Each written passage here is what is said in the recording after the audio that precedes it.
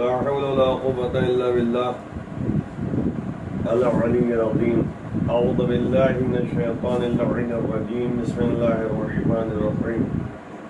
الحمد لله والصلاة والسلام. رب اشرح لي صدري ويسر لي أمري واحلل عقدة من لساني يفقهوا قولي. أما بعد فقد قال الله تبارك وتعالى في كتابه الكريم وهو أصدق الصادقين وقوله الحق. يا أيها الذين آمنوا خذوا حذركم فانفروا ثبات أو انفروا جميعا. سورہ نساء کی آیت نمبر 71 ہے جو روزانہ آپ کے سامنے تفسیر کی جا رہی ہے، مختصر تفسیر کے ساتھ ہے ترجمہ.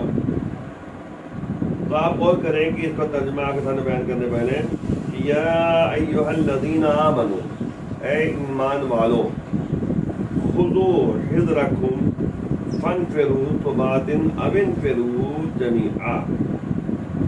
اے ایمان والو، اپنے تحفظ کا سامان سنبھال لو. خذو سنبھال لو، پکڑ لو، اخذ کر لو. حذرکم، حذرکم کہتے ہیں کہ اپنے کو محفوظ رکھنے کے لیے، یعنی تحفظ کا سامان جس سے تمہاری حفاظت ہو سکے. اور پھر آگے کہہ رہا ہے کہ پروردگار کی فانفروا ثبات او انفروا جمیعا، اور جماعت جماعت ہے نا، جماعت جماعت، گروہ گروہ یا اکٹھا، جیسا موقع ہو سب نکل پڑو. یعنی فانفروا مانے یعنی نکلنا، کوش کرنا. ثبات او انفروا جمیعا، یا سب کے سب اکٹھا نکل پڑو یا جماعت جماعت، گروہ گروہ نکلو. پہلے یہاں پہ ثبات کا لفظ استعمال کیا گیا ہے. ثبات کہتے ہیں جماعت، گروہ کو، گروہ گروہ نکلو. نفر کہتے ہیں خروج، یعنی نکلنا ہے نا. اس مقام پر جنگ کے لیے گھر سے نکلنا مراد ہے. یعنی یہاں پر جو ہے مراد یہ ہے کہ تم گھر سے یعنی نکلو، ہے نا، گھر سے تم نکلو.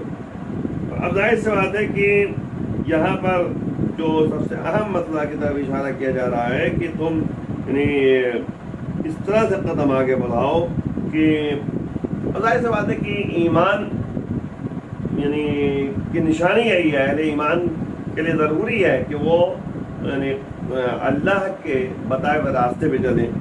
تو اہل ایمان کے لیے یہ عام قانون ہے کہ جو ہر دور اور ہر جگہ کے لیے عمومیت رکھتا ہو. عمومیت والا ہوتا ہے جو سب شامل ہو جائے، ہے نا. اور یہ عقلی تقاضا بھی ہے کہ انسان کو زندہ رہنا ہے تو اپنے تحفظ کا سامان فراہم کرنا ہے. اپنے کو محفوظ رکھنا ہے، ہر چیز سے، بلاؤں سے محفوظ رکھنا ہے، مصیبتوں سے محفوظ رکھنا ہے نا، اور بیماریوں سے محفوظ رکھنا ہے، فقیری سے اپنے کو محفوظ رکھنا ہے. تو بہت سی چیزوں سے انسان کو محفوظ رکھنا ہوگا، ہے نا.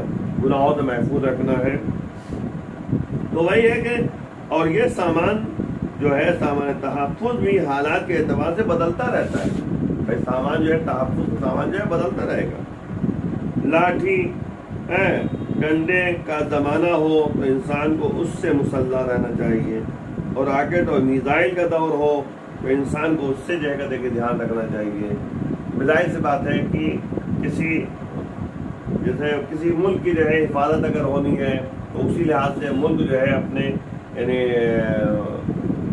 اپنے ملک کو جو ہے محفوظ رکھنے کے لیے حکومت جو ہے یعنی سامان فراہم کرتی ہے، سامان اکٹھا کرتی ہے تاکہ جو ہے اس کے ذریعے اپنے ملک کی حفاظت ہو سکے.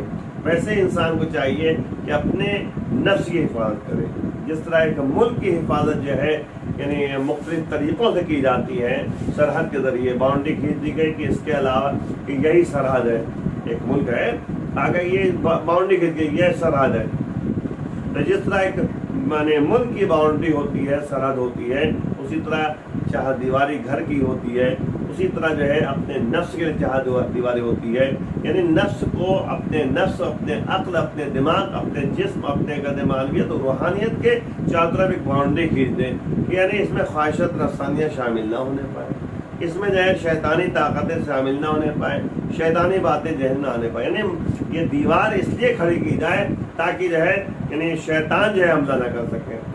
اور پھر اگر حملہ کیا ہے تو جس طرح کے ملک میں جو ہے اپنے یعنی ملک کی حفاظت کے لیے جو ہے یعنی اسلحوں کی ضرورت پیش آتی ہے، یعنی میزائل ہے، راکٹ ہے، تمام چیزیں ہوتی ہیں، تو ویسے جو ہے شیطان اگر حملہ آور ہو جائے، خواہشات نفسانیہ انسان کے لیے حملہ آور ہو جائے، تو پھر وہاں پر جو ہے جس طرح ملک کی حفاظت کے لیے جو ہے اسلحوں کا استعمال کیا جاتا ہے، اسی طرح انسان جو ہے اپنے نفس کی حفاظت کے لیے، اپنے عقل کی حفاظت کے لیے، اپنے دماغ کی حفاظت کے لیے، اپنے اعمال کی حفاظت کے لیے جو ہے ان تمام اسلحوں کا استعمال کرے۔ اسی لیے آپ دیکھیے کہ روایت موجود ہے کہ دعا سلاح المومن، دعا جو ہے مومن کا اسلحہ ہے۔ تو اگر جو ہے شیطان سے بچنا ہے تو دعائیں کرتے رہو کہ اعوذ باللہ من الشیطان الرجیم، پناہ لیتا ہوں اس پروردگار کی طرف شیطان رجیم سے۔ تو اسی طرح جو ہے اللہ کی بارگاہ میں دعا کرے پروردگار تو ہم پر جو ہے شیطان کو مسلط نہ کر، جس طرح جو ہے دعائے شعبانیہ میں جو ہے ماہ رمضان میں جو ہے ماہ رمضان کے خطبہ شعبانیہ میں جو ہے باقاعدہ یعنی نبی نے فرمایا تھا کہ تم اللہ کی بارگاہ میں دعا کرو کہ اللہ تم پر شیطان کو مسلط نہ کرے۔ تو بہرحال جو ہے اپنی تحفظ کا جو ہے سامان انسان کو خود فراہم کرنا پڑے گا۔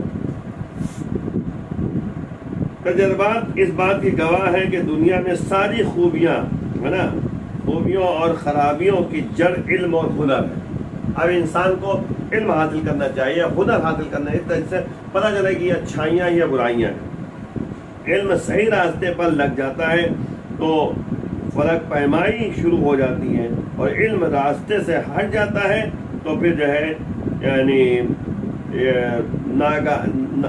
تمام کہتے ہیں کہ مختلف یعنی اگر علم غلط راستے پہ آ جائے تو انسان جو ہے مختلف ایٹم بم وغیرہ بنا کے جو ہے یعنی بارود وغیرہ بنا کر جو ہے غلط راستے پہ جو ہے اس کا استعمال کرتا ہے۔ تو بھائی علم کا صحیح استعمال ضروری ہے۔ اگر انسان علم کا جو ہے ہنر کا جو ہے صحیح استعمال کرے گا تو انسانیت کو بچانے کے لیے قدم آگے بڑھائے گا، اور اگر انسان علم کا جو ہے غلط استعمال کرے گا تو انسانیت اور انسانوں اور دنیا کو تباہ کرنے کی کوشش کرتا رہے گا، تو یہ مناسب نہیں ہے۔ اور جبکہ یہ طے شدہ ہے کہ یہ سارا فساد علم و ہنر ہی کے غلط مصرف سے پیدا ہوا ہے، یعنی ظاہر بات دنیا میں جو فسادات پیدا ہوتے ہیں یعنی تمام کہتے ہیں کہ جو کشت و کشتار ہے، قتل و غارت ہے، فسادات ہیں، یہ سب جو ہے علم و ہنر کے نتیجے میں جو غلط استعمال کیا جا رہا ہے، غلط استعمال کیا جا رہا ہے۔ میں بار بار کہہ رہا ہوں آپ سے کہ علم کا دو استعمال ہے، ایک صحیح استعمال ہے، ایک غلط استعمال ہے۔ غلط استعمال ہوگا تو تباہی ہوئے گی، اور وہی مسئلہ ہے کہ یعنی تو ہر مسلمان کا فرض ہے کہ اپنے تحفظ کے لیے اس ہنر اور علم سے بھی آراستہ رہے تاکہ کسی وقت بھی خطرے سے دوچار نہ ہو سکے۔ آج دنیا کی بڑی طاقتیں سینکڑوں کی تعداد میں یعنی مختلف اسلحوں کو بنانے کے لیے آگے بڑھتی ہیں، ہے نا۔ تو اب ظاہر سی بات ہے کہ یہ تمام چیز جو ہے اگر یہ صحیح راستے پہ چلیں تو انسانیت کا بچاؤ ہے، شرافت کا بچاؤ ہے، انسان کا بچاؤ ہے، عالم دنیا کا بچاؤ ہے۔ اور انسان اگر غلط راستے پہ علم کا استعمال کرے تو تباہی میں پیدا ہوتی ہے۔ تو بہرحال جو ہے یاد رکھیے گا کہ انسان اپنے تحفظ کے لیے مین پوائنٹ جو ہے علم و ہنر کا استعمال کرے۔ تو میں نے آپ کو بتایا کہ انسان اپنے حفاظت کے لیے، اپنے نفس کی حفاظت کے لیے، اپنے اعمال کی حفاظت کے لیے انسان کو چاہیے کہ تمام سوجھ بوجھ سے قدم آگے بڑھائے اور ان تمام اسباب کا استعمال کرے جس سے انسان کی حفاظت ہو سکے۔ میں نے ایک مثال دی آپ کو روحانیت و معنویت کے لیے، کیا ہے؟ دعا۔ دعا سلاح المومن ہے۔ انسان جو ہے اگر شیطان حملہ کر رہا ہے تو انسان دعا مانگے بارگاہ معبود میں۔ شیطان حملہ کر رہا ہے تو اپنی ایمان میں قوت حاصل کرے، تقویت پیدا کرے۔ تو بہرحال وہی پروردگار کہہ رہا ہے کہ ایمان والوں اپنی حفاظت کا سامان فراہم کرو۔ تو مختلف انداز سے جو ہے، اسی لیے آپ دیکھیں جہاد بن نفس جو کہا جاتا ہے کہ نفس جہاد کرنا، جہاد اکبر کہا گیا ہے۔ بظاہر والے کہ نبی کے زمانے میں مختلف جنگیں ہوئی ہیں، لیکن اس سے نبی نہیں کہا کہ جہاد اکبر یعنی جہاد بالنفس. تو اپنے نفس سے جہاد کرنے کے لیے انسان کو تمام قطع کے اسباب فراہم کرنا چاہیے، جس سے انسان ہمیشہ کامیاب رہے، روحانیت اور معنویت اپنے اندر پیدا کرے. آئیے مل کے بارگاہ معبود و دعا کرتے ہیں. پروردگار بے حق زہرا اور ہمارے مالیہ ہمارے گناہوں کو معاف کر، امام کے آوان اور سال شمار